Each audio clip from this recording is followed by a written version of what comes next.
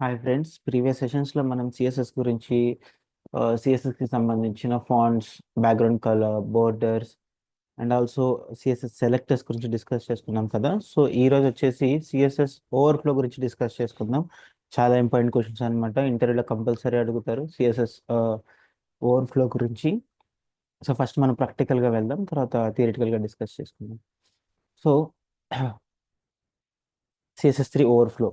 So basically, this property specifies whether to clip the content or to add scroll bars when the content of an element is too big to fit in the specified area. Observe carefully, specified area to fit.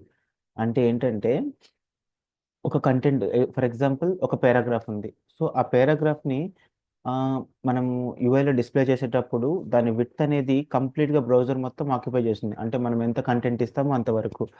So అలాంటి సిచ్యువేషన్లో మనం scroll bar use చేసుకొని ఒక certain ప్లేస్లో మనం దాన్ని fit చేసుకోవచ్చు.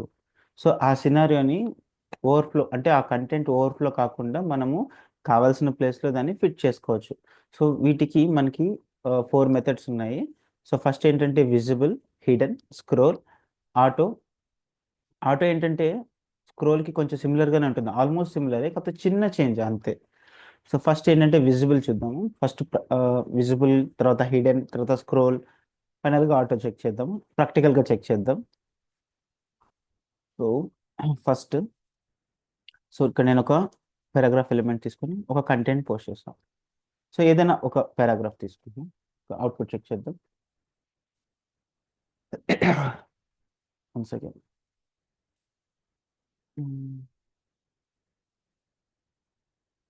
సింపుల్గా చెక్ చేద్దాం. సో ఇది ఒక కంటెంట్. సో ఇక్కడ బాగా అబ్జర్వ్ చేయండి, నేను ఇక్కడ పారాగ్రాఫ్ పి ఎలిమెంట్ యూస్ చేసుకొని ఒక పెద్ద కంటెంట్ తీసుకున్నా, ఒక పారాగ్రాఫ్ తీసుకున్నా. సో ఎక్కువ కంటెంట్ తీసుకోవడం వల్ల మనకి ఏమవుతుంది, ఇక్కడ ఎంటైర్ విత్ మొత్తం ఆక్యుపై చేసింది, చూసారా. సో నాకు ఇలా కాకూడదు, నాకు ఒక సర్టెన్ ఏరియాలో ఈ డేటా మొత్తం ఫిట్ అవ్వాలి. ఈవెన్ నాకు స్క్రోల్ అయిన డేటా రావాలి, లేకపోయినా నాకు ఆ పర్టికులర్ డేటా అనేది ఒక పర్టికులర్ ఏరియాలో ఫిట్ అవ్వాలి. నాకు ఇలాగా ఎంటైర్ విత్ ఆక్యుపై చేసుకోకూడదు.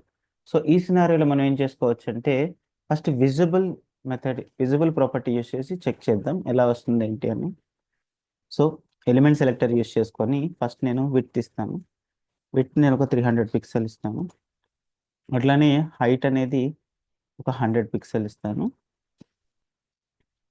నెక్స్ట్ ఒక బ్యాక్గ్రౌండ్ కలర్ నేను గ్రే కలర్ ఇస్తాను. నెక్స్ట్ వచ్చేసి బోర్డర్ ఇస్తాను. Border 3 pixel solid red colour ఇస్తాను. ఇప్పుడు సో నేను ఏమేమి ఇచ్చాను, విడ్త్ ఇచ్చాను, హైట్ ఇచ్చాను, బ్యాక్గ్రౌండ్ కలర్ ఇచ్చాను, ఒక బోర్డర్ ఇచ్చాను. ఇప్పుడు మనం ఓవర్ఫ్లో ప్రాపర్టీ ఇచ్చేద్దాం. Overflow first visible. So visible ఇచ్చాను, ఫస్ట్ చెక్ చేద్దాం అవుట్పుట్.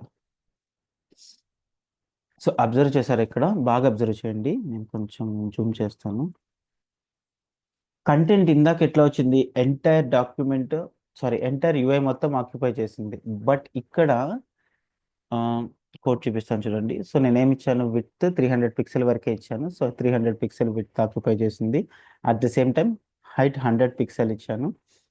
బ్యాక్గ్రౌండ్ కలర్ వచ్చేసి గ్రే కలర్. సో చూసారా, background colour grey colour. Next border red colour ఇచ్చాను. సో ఇక్కడ ఫైనల్గా ఓవర్ఫ్లో విజిబుల్ ఇచ్చాను. మామూలుగా విత్ హైట్ అనేది ఇచ్చిన ప్రకారం వచ్చింది, కంటెంట్ కూడా వచ్చింది. కాకపోతే ఇక్కడ నేనేమి ఇచ్చాను, ఓవర్ఫ్లో విజిబుల్ ఇచ్చాను. అంటే ఏమైంది, ఇక్కడ కంటెంట్ వచ్చింది, హైట్ ఇచ్చాను, బట్ నేను ఇచ్చిన హైట్కి ఆ కంటెంట్ అనేది ఇంకా ఎక్కువ కంటెంట్ ఉండడం వల్ల బయటకు వచ్చేసింది. అది ఎందుకు బయటకు వచ్చిందంటే, నేను ఇక్కడ ఓవర్ఫ్లో విజిబుల్ ఇచ్చాను కాబట్టి మిగతా డేటా కూడా బయటకు వచ్చింది. సపోజ్ నాకు ఆ డేటా కనిపించకూడదు అనుకున్న టైంలో ఏం చేయొచ్చు అంటే, ఇక్కడ విజిబుల్ బదులు హిడెన్ ఇచ్చుకుంటే, చూడండి, హిడెన్ ఇస్తే ఆ డేటా అనేది విజిబుల్ అవ్వదు. సో మనం ఇచ్చిన దాంట్లోనే, అంటే ఇచ్చిన హైట్ విడ్త్ లోపల మాత్రమే ఆ కంటెంట్ ఉంటుంది, రిమైనింగ్ కంటెంట్ అనేది విజిబుల్ అవ్వదు. సో ఇదొక మెథడ్ అనమాట. సో ఇట్లా కాకుండా నాకు ఆ మొత్తం డేటా కనిపించాలి. నేను చేసుకున్న ఫిట్ ఏరియాలో నాకు ఆ మొత్తం డేటా కనిపించాలి కాబట్టి అప్పుడు ఏం చేసుకోవచ్చు అంటే స్క్రోల్ మెథడ్ యూస్ చేసుకోవచ్చు. స్క్రోల్ మెథడ్ యూస్ చేయడం వల్ల ఏమవుతుందంటే చూడండి, ఇందాక నేను ఇచ్చిన ఇందాక కంటెంట్ అప్పుడు విజిబుల్ అని పెడితే remaining data out of the border కనిపించింది. హిడెన్ చేస్తే అవుట్ ఆఫ్ ద బోర్డర్ కనిపించకుండా లోపలే హిడెన్ అయిపోయింది డేటా అనేది. అంటే బయట మొత్తం హిడెన్ అయిపోయింది. But when I use the scroll method use చేయగానే నాకు ఆ డేటా మొత్తము నేనిచ్చిన హైట్ లోపలే ఫిట్ అయ్యి డేటా మొత్తం మనకి ఇలా స్క్రోల్ చేసుకుంటే కనిపిస్తుంది. చూసారా, ఇదేంటంటే స్క్రోల్ మెథడ్ అన్నమాట. సో విజిబుల్ అంటే మనం ఫిట్ చేసుకున్న డేటా కన్నా ఇంకా ఎక్కువ డేటా ఉన్నప్పుడు అది మనకి అవుట్ ఆఫ్ ద బోర్డర్ మనకి విజిబుల్ అవుతుంది. లేదు ఆ డేటా మనకి విజిబుల్ అవ్వకూడదన్న సినారియోలో ఏంటంటే హిడెన్ ఇచ్చుకోవచ్చు. ఇప్పుడు నాకు ఆ మొత్తం డేటా కావాలి నేను ఇచ్చిన ఫిట్ ఏరియాలోనే అనుకున్నప్పుడు, ఆ డేటా కూడా మనం చూసుకోవాలనుకున్నప్పుడు స్క్రోల్ మెథడ్ ఇస్తే మనం ఇలా స్క్రోల్ చేసుకుంటే ఆ డేటా మొత్తం మనకి విజిబుల్ అవుతుంది. నెక్స్ట్ ఆటో ఏంటంటే ఆటో కూడా స్క్రోల్ అనేది సిమిలర్గా ఉంటుంది, బట్ చిన్న చేంజ్ అంతే. అదేంటంటే చూడండి, ఇక్కడ కనిపించదు అంతే. చూడండి, అదే డేటానే, కాకపోతే ఏంటంటే మనకి ఇక్కడ కింద మనకి కనిపించదు అంతే తేడా. సో ఇలా అనమాట. సో ఇది ఓవర్ఫ్లో మెథడ్స్. అంటే మళ్ళీ చెప్తాను చూడండి, ఓవర్ఫ్లో మెథడ్ ఏంటంటే ఎంటైర్ మొత్తం యూఐ ఆక్యుపై అయినప్పుడు మన డేటాని మనకు కావాల్సిన ప్లేస్లో ఏరియాలో ఫిట్ చేసుకొని ఇచ్చిన హైట్ బోర్డర్లోనే ఆ డేటా మొత్తం మనకి కావాలి సపరేట్ ప్లేస్లో అనుకున్నప్పుడు ఓవర్ఫ్లో కాకుండా మనం ఇలాగా మెథడ్స్ యూస్ చేసుకొని చేసుకోవచ్చు. సో ఇది అన్నమాట కంప్లీట్గా ఓవర్ఫ్లో మెథడ్ అనేది. అండ్ ఇంకోటి ఏంటంటే నా వీడియోస్ చాలా వరకు లేట్ అయినాయి, బట్ ఈసారి నుంచి లేట్ కాకుండా డైలీ అప్లోడ్ చేస్తాను. సో మెయిన్ ఏంటంటే కంప్లీట్ వెబ్ డెవలపర్ అవ్వాలనుకున్న వాళ్ళు సో స్టార్టింగ్ నుంచి HTML and CSS Java script so ఇలాగా నేను ప్రతి వీడియో పెడుతూ ఉంటాను. మీరు లైన్ బై లైన్ చెక్ చేసుకొని ప్రాక్టీస్ చేసుకోండి. ఇంటర్వ్యూకి చాలా యూస్ఫుల్ అవుతుంది.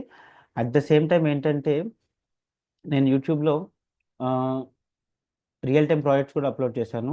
జావా స్క్రిప్ట్ యూస్ చేసుకొని or HTML CSS Bootstrap use చేసుకొని real time projects with source కోడ్తో line by line by line explain చేసుకుంటూ వచ్చాను. ఆ వీడియోస్ కూడా చెక్ చేయండి, మీకు ఒక క్లారిటీ వస్తుంది. ఓకేనా? సో నెక్స్ట్ ఇంకొంచెం ఇంట్రెస్టింగ్ వీడియోస్తో నెక్స్ట్ వస్తాను. Thank you so much.